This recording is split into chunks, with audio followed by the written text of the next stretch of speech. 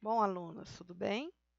Nós vamos começar falando sobre os sistemas do corpo humano, mais uma parte do ensino de ciências naturais. Começando pelo sistema digestivo. O sistema digestivo, ele é formado por esses órgãos que estão descritos na figura. A boca dá sequência para a faringe. Da faringe, o alimento vai para o esôfago, do esôfago para o estômago. O estômago vai dar continuidade ao intestino delgado, intestino grosso, reto e o alimento termina no ânus. Esse é os órgãos do tubo digestório, aonde tem a sequência onde o alimento irá passar. Mas existem outros órgãos que compõem o sistema digestivo e que auxiliam nesse processo, que é o fígado, uma importante glândula que está aqui, o pâncreas, que não é visível aqui, está atrás do estômago, e a vesícula biliar. Ao longo da sequência da aula, nós vamos descrever um pouco mais sobre esses órgãos. Começando pela boca, onde acontece o processo de deglutição. Na boca, o alimento ali vai sofrer ação dos dentes na mastigação. A língua vai ajudar no processo de homogeneização do alimento. Conta com a participação das enzimas digestivas que lançam a saliva. Então, essas três estruturas vão estar ali auxiliando o processo de deglutição. O alimento mastigado, triturado, ensalivado vai ser deglutido, engolido, passando pelo órgão em comum, esse órgão aqui, ó, em comum com o sistema respiratório, que é a faringe. Perceba que no momento que ele engole o alimento, essa estrutura cartilaginosa, ela tampa a área onde o ar passaria pela laringe, né? Essa região aqui, ó, tá certo? Então, ele tampa para que o alimento não vá para o sistema respiratório e segue para o esôfago, que sendo representado pela ilustração, onde o alimento está passando. Na boca, a enzima, além de ter água para ajudar a homogeneização do alimento, contém enzimas digestivas, a amilase salivar ou ptialina, onde vai fazer a quebra do amido. Inicia-se então a digestão na boca, com a presença já de enzimas digestivas. Esse alimento mastigado, engolido, macerado, compõe-se o bolo alimentar que vai chegar ao estômago. O bolo alimentar no estômago vai agora chegar nesse ambiente e vai haver a liberação de ácido clorídrico, que vai fazer com que o pH fique mais ácido. Também são lançadas pelas células da parede do estômago enzimas digestivas, mas agora as enzimas de quebra de proteínas, tá? Então, a gente tem aqui o pepsinogênio. O pepsinogênio, ele vai ser liberado aqui, enzimas proteicas, vão liberadas de forma inativa. Em contato com o ambiente ácido, ele vai se formar em pepsina, a forma ativa da enzima, ajudando assim a iniciar o processo de quebra das proteínas.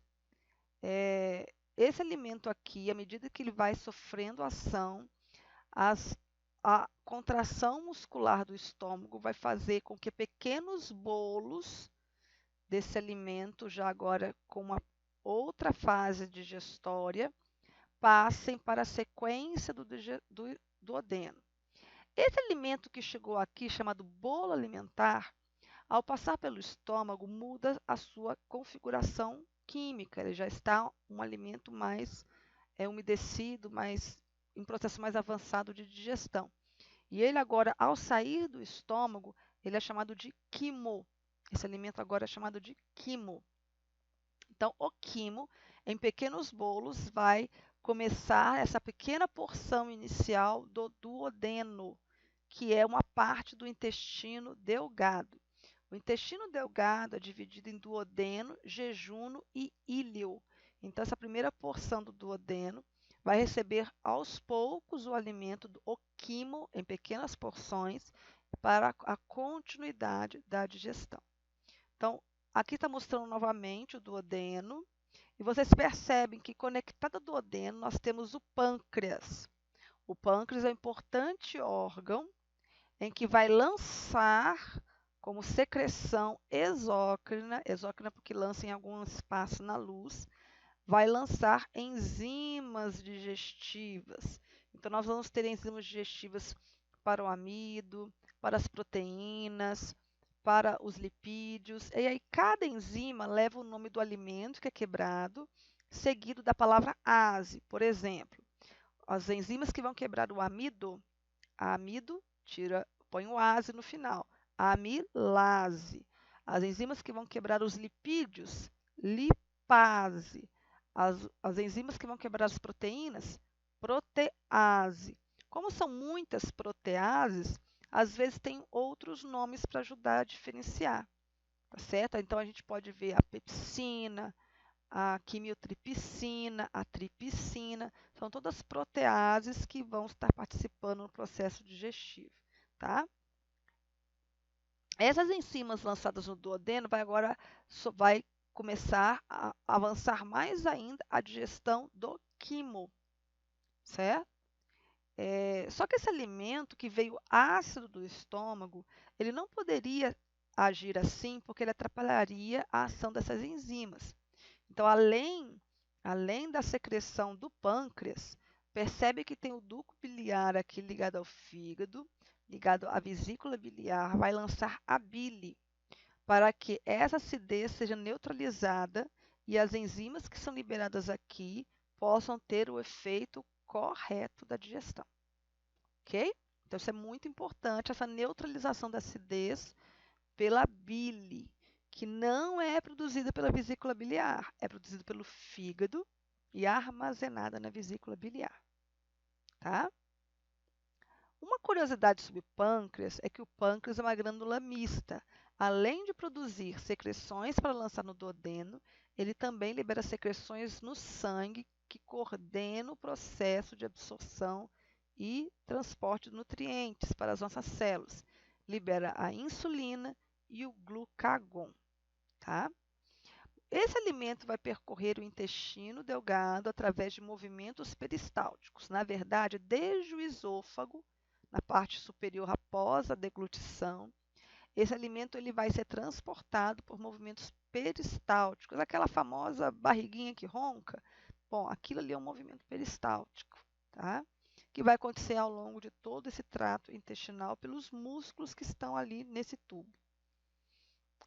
À medida que vai passando então no duodeno, esse alimento que já está sofrendo a ação das enzimas desde a boca, lá no duodeno, no jejum e no ilho, ao longo de todo o intestino delgado, ele vai ser absorvido. Então, o intestino delgado, além de quebrar, de ter as enzimas responsáveis pela digestão, vai absorver esses nutrientes e vai lançar eles para o sangue. O sangue, os vasos sanguíneos que estão ali, passam primeiro no fígado, onde, se houver a necessidade, vão fazer uma filtragem, vamos dizer assim, né? Se tiver algum alimento tóxico, alguma coisa ali necessária que seja filtrada, desintoxicada, o fígado tem um papel muito importante nesse processo. Quando termina esse alimento que está passando, esse quimo que passa no intestino delgado, não é quimo mais, agora é o quilo. Então, ele já mudou novamente a propriedade. Ele é o quilo, tem muita água que é liberada nesse processo. Então, já está uma estrutura bem pastosa, muito liquefeita. E quando ele chega no intestino grosso, não vai haver mais absorção de nutrientes. Por isso que é importante o intestino delgado ser longo, para que todo o nutriente seja absorvido ao longo desse processo.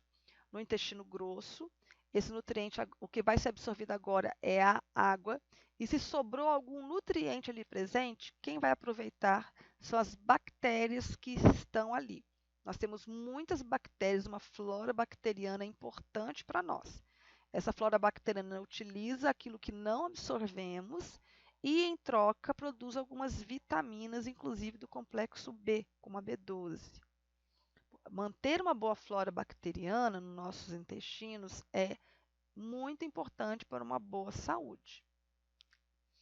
Essa água que vai ser absorvida no intestino grosso vai fazer com que aquele alimento muito liquefeito comece a ter agora, diminua a sua consistência líquida e passe para uma consistência mais sólida. Nesse processo começa a formar as fezes, que vai ser mais duras ou menos, dependendo da sua ingestão líquida. Se você não toma água adequadamente, o intestino grosso vai absorver o máximo possível e você vai ter as fezes mais ressequidas e também se houver uma pouca quantidade de fibras na sua dieta. Se você toma água adequadamente, não vai haver uma absorção tão intensa dessa água no intestino grosso e você vai conseguir liberar as fezes numa consistência melhor, favorecendo assim a defecação. Essas fezes, ao final do trato do intestino grosso, vão sair pelo reto e que conduz ao ânus, onde é eliminado para fora do nosso corpo. Então, essa é a sequência do nosso tubo digestório. Qual seria a diferença de suco pancreático e suco entérico? Lembra que eu falei que aqui no pâncreas é liberado várias enzimas? Então, essas enzimas que são liberadas aqui, essa grande quantidade de enzimas, formam o suco pancreático. Ao longo do intestino delgado, as paredes do intestino delgado também liberam enzimas que quebram proteínas, no caso, vai quebrar as partículas de proteínas menores, os peptídeos, vamos dizer assim, né? E os carboidratos menores também, que já estão chegando ali. Vão também produzir enzimas num suco que a gente chama de suco entérico. Então, suco entérico é os líquidos das enzimas liberados pelo intestino e o suco pancreático é os líquidos das enzimas liberados pelo pâncreas. Terminando o sistema digestivo, vamos para o sistema respiratório. Bora lá. Sistema respiratório, eu costumo dizer que é o mais fácil deles, porque são bem poucos órgãos. Ele é constituído de fossas nasais, onde o ar deve entrar para o nosso corpo de forma preferencial. Não é natural que respiremos pela boca, mas também não é o fim do mundo, tá? Então, vamos para os órgãos predominantes. Fossas nasais, olha a faringe de novo, o mesmo órgão em comum com o sistema digestório. Tá vendo que está bem perto no final da garganta ali, ó, onde está a boca. Faringe, aí não vai para o esôfago, lembra que a glote vai separar. Aí vem a laringe, onde vai ter a glote. Depois vem a traqueia. Aonde a traqueia se bifurca é o brônquio. Aonde o brônquio se bifurca são os bronquíolos. E ao final, nós temos, lá no final, porque isso aqui termina numa rua sem saída, vamos dizer assim, onde vai ter uns bolsões para as trocas gasosas. Esses locais são os alvéolos, tá? Então, o nosso ar ele entra, chega ao final e sai pelo mesmo circuito. Os alvéolos, os bronquíolos e parte um pouco dos brônquios, eles estão dentro dessas estruturas que são os pulmões. Temos 2 pulmões. E o músculo que é responsável pela insuflação do pulmão, pela entrada e saída de ar, é o diafragma. O diafragma é uma característica dos mamíferos, tá? Os outros vertebrados não possuem diafragma e a sua entrada de ar é feita de um processo mecânico diferente do nosso. Nós temos o diafragma e, com isso, quando nós inspiramos, é pela contração desse músculo e quando nós expiramos, o ar sai, é pelo relaxamento do músculo do diafragma. Tá certo? As trocas gasosas vão acontecer a nível dos alvéolos. Os alvéolos recebem sangue, tem vasos sanguíneos muito finos, chamados de capilares, que estão próximos a esse tecido, fazendo uma ligação muito íntima com o tecido do alvéolo. e assim as trocas gasosas. O oxigênio do ar que inspiramos vai para o sangue e o gás carbônico que está vindo para o sangue vai para a área dos alvéolos, onde será eliminado. Essa troca gasosa é chamada de hematose. Sistema circulatório. Já vimos, então, nos dois sistemas que dissemos, que o sistema circulatório está envolvido, transportando os nutrientes absorvidos do sistema digestivo e transportando o oxigênio do sistema respiratório. Aí vemos a integração dos sistemas. E todo esse impulsionamento sanguíneo é feito por uma bomba, que é o coração. No nosso caso, nós temos um coração dividindo em duas metades. A parte direita e a parte esquerda, tá? Quando a gente olha um desenho assim do coração, a gente olha e imagina que o direito é o meu direito aqui que eu estou olhando. E o esquerdo é o esquerdo que eu estou olhando, mas não. Você se imagina que esse coração está em você, que você é esse homem que está aqui, tá? Você está vendo o coração aqui, ó, tá certo? Então, qual que é o direito dele? O direito dele é esse lado aqui, ó. É o lado direito, certo? Então, ó, esse ladinho azul aqui, ó, é o direito.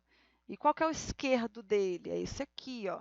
Então, esse ladinho aqui, ó, vermelho, é o lado esquerdo, tá certo? Então, o lado vermelho é o lado esquerdo e o lado azul é o direito. É assim que a gente olha na ilustração, é na posição que está na anatomia humana, tá bom? Então, nós vamos imaginar o circuito. Vocês vão perceber ao final que o circuito do nosso coração, ele é duplo. Existe um circuito que vai para o corpo e existe um circuito que vai para os pulmões. E no meio do coração, esses circuitos que estão sendo mostrados por sangue venoso e arterial, que estão esse sangue separado aqui, ele não se mistura no coração, tá? Eles são totalmente separados. Então vamos começar aqui com o sangue que está vindo do corpo humano, desde as pernas, está subindo por essas veias. Olha, todo vaso que está levando no circuito para o coração é chamado de veia. Todo que está afastando do coração é artéria. Então, se eu estou indo para o coração, eu estou levando sangue pelas veias, certo? E essas veias passando pelas pernas, pelos órgãos, pelo rim, pelo sistema digestivo, essas veias vão confluir nessa veia grande que vai chegar ao coração, chamado de veia cava. A veia cava traz o sangue venoso para o átrio direito.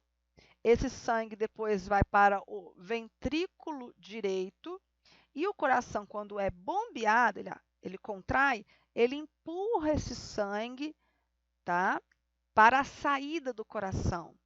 Se está saindo por uma artéria. Então, artérias que estão saindo, veias que estão entrando. Está vendo que mesmo no circuito azul, chamado venoso, eu tenho uma veia e eu tenho uma artéria. Essa artéria que sai do coração é chamada de artéria pulmonar, porque se dirige aos pulmões. Se bifurca e vai para os dois pulmões. Esse sangue venoso, rico em gás carbônico e pobre em oxigênio. Tem que ir para os pulmões para trocar essa substância, que é o gás carbônico, e se tornar arterial, rico em oxigênio. E é isso que vai acontecer. Lá no pulmão, como vimos no sistema respiratório, acontece a hematose. O gás carbônico que está no sangue vai para o pulmão ser eliminado e o oxigênio que está entrando na nossa inspiração vai para o sangue. Por isso, olha só, muda a cor do coração quando ele sai, muda a cor do sangue quando ele sai do pulmão, tá? Nessa representação, ele se torna agora arterial.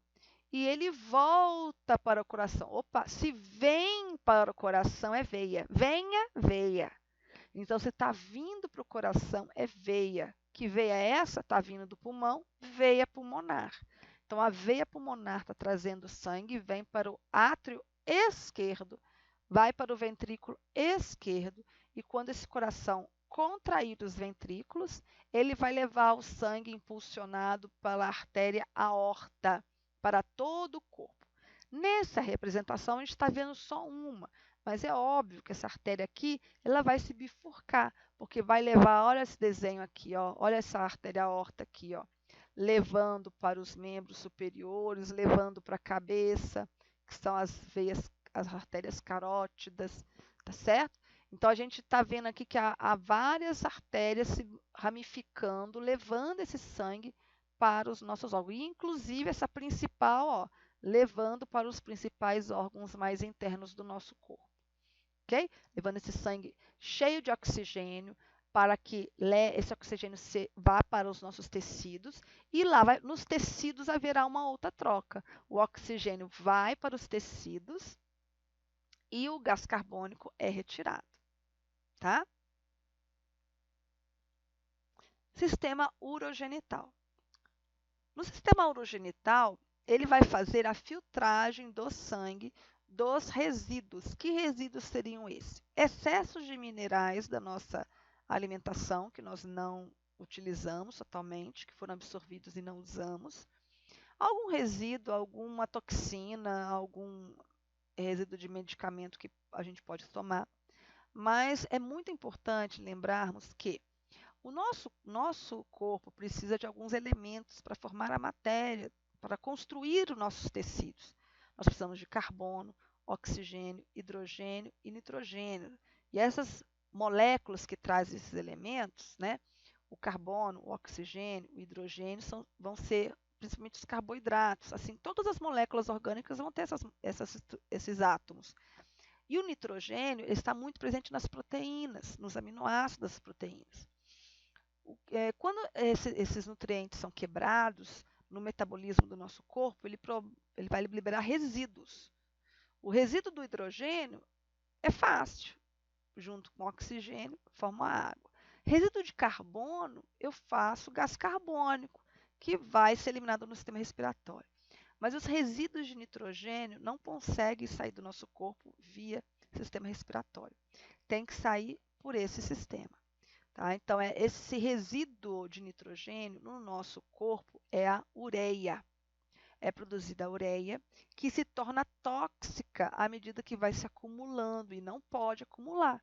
Por isso que isso não acontece, porque o tempo todo nós estamos eliminando pela nossa urina. Então, os rins são os órgãos responsáveis por filtrar essa ureia, além de alguns outros elementos que possam estar em excesso do nosso corpo e eliminar para fora de nós. Tá? Os órgãos que compõem o sistema urogenital são o rim, o ureter, a bexiga e a uretra. Aqui vocês estão vendo a veia e a artéria em conexão com o rim. Por quê? A artéria está entrando sangue, filtra o sangue e volta pela veia. Ó. Sangue entra, sangue sai. Filtradinho. Tudo nos trinques. Novinho. Tá? Então, aqui temos uma artéria aorta, lembra que estava levando o sangue para o corpo, inclusive para o rim. E a veia cava que está subindo em destino ao coração. Tá? Sistema nervoso e glandular. Para coordenar o nosso corpo, nós contamos com esses dois sistemas. O sistema nervoso, formado pelos nossos neurônios, né? Toda uma estrutura, uma rede de neurônios que coordena, que captura as informações, que manda informações para que esses sistemas funcionem de forma equilibrada.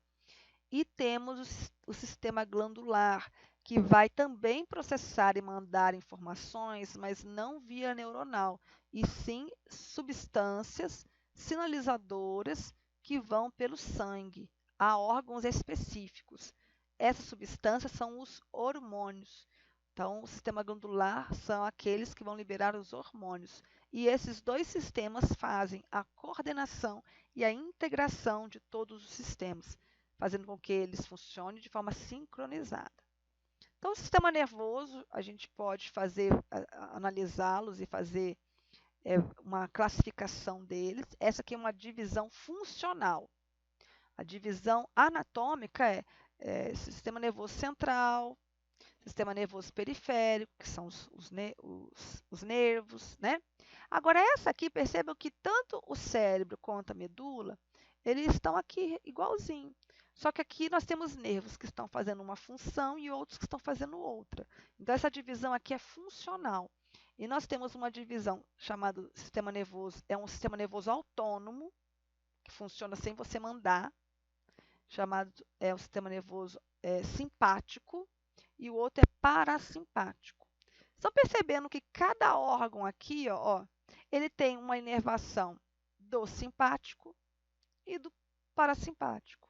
Pupila, a glândula salivar, o pulmão, o coração, o fígado, o estômago, o pâncreas, o intestino, o sistema digestório todinho, a bexiga e aos órgãos sexuais, no caso aqui está colocando o pênis, tá? Então, enquanto o sistema nervoso simpático faz uma ação, vamos dizer assim, estimuladora, o parasimpático ela é ao contrário, inibitória em algumas situações, tá? Então, vamos imaginar aqui, o sistema nervoso simpático, quando ele é liberado nas suas substâncias ativadoras do sistema nervoso, nesses órgãos, eles vão fazer com que a pupila se dilata. E quando o sistema parasimpático liberar seus neurotransmissores, vai fazer com que ele feche um pouco mais, tá? As secreções do sistema nervoso simpático, a adrenalina é a principal delas, elas são estimuladores para que o seu corpo reaja a uma ação de estresse, tá? Chamado de luta ou fuga. Então, você ouve um grito, você leva um susto, você põe a mão no fogo, você tem que ter uma resposta rápida. Então, o nosso corpo, ele reage a uma situação de uma resposta rápida, ele precisa ter uma resposta rápida numa situação de estresse. E quem vai fazer esse estímulo é a divisão simpática, tá certo? Por que vai dilatar a pupila? Para você captar mais luminosidade, enxergar melhor, tá? Na hora que você tem que fugir ou fazer alguma coisa, você não pode estar com o seu processo digestivo funcionando. Ele paralisa, a sua boca fica seca porque é inibida as secreções salivares, tá?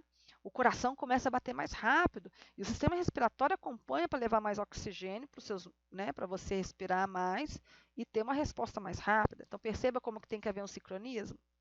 E aí, quando aquela situação de estresse passa, você respira, você tem que voltar à normalidade.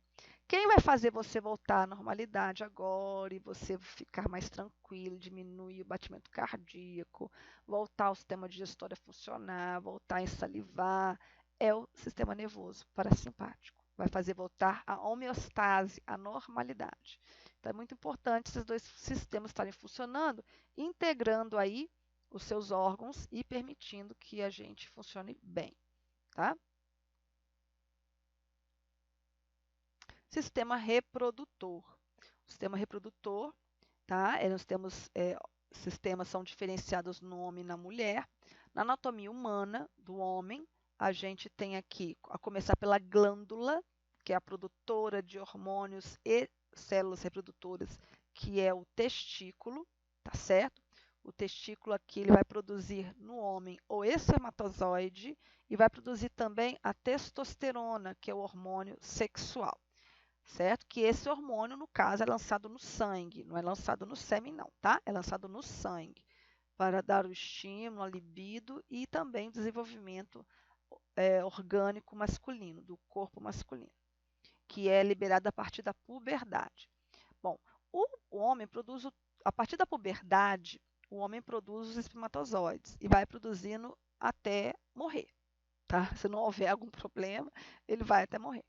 Então, ele vai produzindo espermatozoides que vai ser armazenado no epidídimo, que é essa região aqui. Ficam os espermatozoides ali esperando que haja um ato ejaculatório. Quando houver o estímulo e houver ejaculação, o circuito é o canal deferente, que é esse aqui, ele vai passar aqui por dentro da próstata e vai receber líquidos da vesícula seminal. Então, vai passar por dentro aqui a próstata, tá? E aqui vai terminar na uretra, que passa dentro do pênis. Nessa região, mais ou menos, existe uma outra glândula chamada de glândula bulbo-uretral, que também produz uma secreção lubrificante, certo? E o pênis, ele é formado de corpo esponjoso e corpo cavernoso. O que faz o pênis ficar em ereção é que aumenta o fluxo sanguíneo para essas áreas. Está vendo que essas trabéculas parecem um monte de tijolinho furado? É mais ou menos assim. Aí, quando aumenta o fluxo sanguíneo nessa região, é como se esses tijolinhos esticassem, né? Aumentasse o volume e mudasse o formato. Porque é importante que o pênis esteja ereto para haver o ato sexual. Sem a ereção, o ato sexual não acontece e não há a reprodução, tá? Deixa eu ver o que mais aqui. Então, o sêmen, na verdade, ele é a união dessas secreções liberadas pela vesícula seminal, pelo espermatozoide que está vindo aqui pelo canal diferente, pelo líquido prostático, tá? Que vai liberar. E essa glândula bulbo, essa glândula que fica aqui, essa glândula ela vai liberar um pouquinho de secreção, talvez antes da ejaculação, para lubrificar o canal e facilitar a penetração, ok? O testículo e o epidídimo ficam dentro dessa bolsa chamada de escroto. E ele tem que ficar um pouco fora de contato do corpo, porque ele precisa de uma temperatura em torno de 1 grau abaixo do corpo humano para que essas células aqui não sejam prejudicadas, tá? Ok. Já a anatomia reprodutora feminina, ela é composta de, aqui vai ser a região da vagina, onde tem os pequenos lábios, aqui, né? Aqui, por fora, a gente tem os glândulos lábios, então aqui vai ser a vagina, aonde no ato sexual o pênis ele fica nessa região até o canal na base do útero, tá certo? Então, aqui vem a vagina, aqui seria o colo do útero, tá certo? Aqui seria toda essa estrutura é o útero, tá? E aí ele divide em duas tubas uterinas, tá? Esse desenho está um pouquinho velho, tá escrito trompa de falópio, na verdade agora é chamado de tubas uterinas, tá certo? E essas tubas uterinas, elas estão conectadas aos ovários, às nossas glândulas reprodutoras femininas. Ela vai produzir o óvulo, que na verdade é chamado de ovócito, e o hormônio feminino, estrogênio e progesterona. Tá? São 2 hormônios para nós. Uma coisa interessante é que a produção de hormônio feminino, ela não é exclusividade das mulheres. O homem também produz um pouco, só que em pequena quantidade. E nós também produzimos um pouco de hormônio masculino, mas em pequena quantidade. Nada que sobressaia. Porque se sobressair, vai ter alterações nas nossas características femininas, tá certo? Por isso que algumas pessoas, ao tomarem hormônios, mulheres que tomam hormônio masculino e homem que toma hormônio feminino, têm modificações nas suas feições, na quantidade de pelos, na voz, né, em algumas questões anatômicas do corpo ao utilizar esses hormônios, tá? Bom, assim, o homem ele produz o espermatozoide até durante toda a sua vida. As mulheres não, tá? As mulheres ela tem um tempo em que produz o óvulo e quando ele está terminando, entra no período que se chama menopausa. Boa noite, que Deus abençoe e bons estudos, tá? Até mais.